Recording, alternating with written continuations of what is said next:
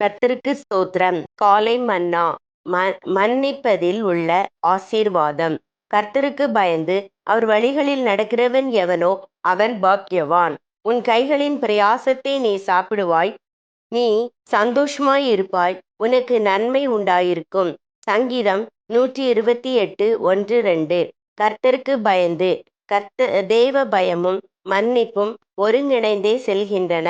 உமக்கு பயப்படும்படிக்கு உம்மிடத்தில் மன்னிப்பு உண்டு. சங்கீதம் 130:4. அவர் வழிகளில் நடக்கிறவன் எவனோ. நம்மால் மற்றவர்களை மன்னிக்க முடியாத பட்சத்தில் நாம் தேவ பயத்தை இழக்கிறோம்.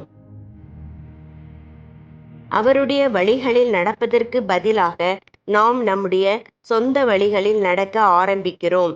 யாராவது ஒரு நபரை உங்களால் மன்னிக்க முடியாது என்றோ அல்லது அவரை நீங்கள் மன்னிக்க விரும்பவில்லை என்றோ கூறுவீர்களாயின், உங்களுடைய மனது ஏற்கனவே உங்கள் சொந்த வழிகளிலேயே ஸ்திரப்படுத்தப்பட்டிருக்கிறது என்பதையே அது காட்டுகிறது.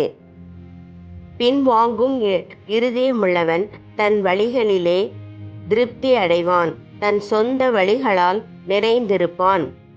நீதிமொழிகள் 14:14.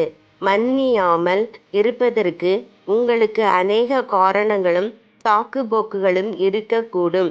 இருப்பினும் மனுஷனுக்கு செம்மையாய் தோன்றுகிற வழி உண்டு, அதன் முடிவோ மரண வழிகள். நீதிமொழிகள் 14:12 என்பதை அறிந்து கொள்ளுங்கள். உன் கைகளின் பிரயாசத்தை நீ சாப்பிடுவாய். இது மற்றவர்களை மன்னிப்பதில் அடங்கியுள்ள ஒரு ஆசீர்வாதமாகும். நீங்கள் மன்னிக்க மறுப்பீர்களாயின், மற்றவர்கள் உங்கள் கைகளின் பிரயாசத்தை சாப்பிடுவார்கள். உனக்கு சந்தோஷம் உண்டாயிருக்கும். ஆம், மன்னிக்கிற ஜனங்கள் எப்போதுமே சந்தோஷமுள்ளவர்களாயிருப்பர்.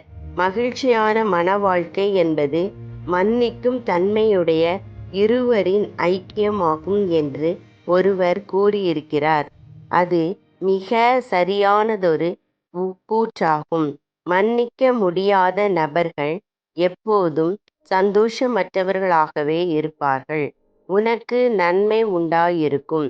ஒரு நபர் மற்றவர்களை மன்னிக்க முடியாதவராய் இருப்பாராயின், அதிகமான இரத்த அழுத்தம், நரம்பு தளர்ச்சி, இருதய நோய், புற்றுநோய் மற்றும் பிற வியாதிகள் அவரை பாதிக்க கூடும் என்று மற்றவர்கள் கூறுகின்றனர்.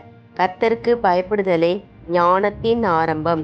மற்றவர்களை மன்னித்தலும் கூட ஞானத்தின் ஆரம்பமே ஆகும். ஆமேன்.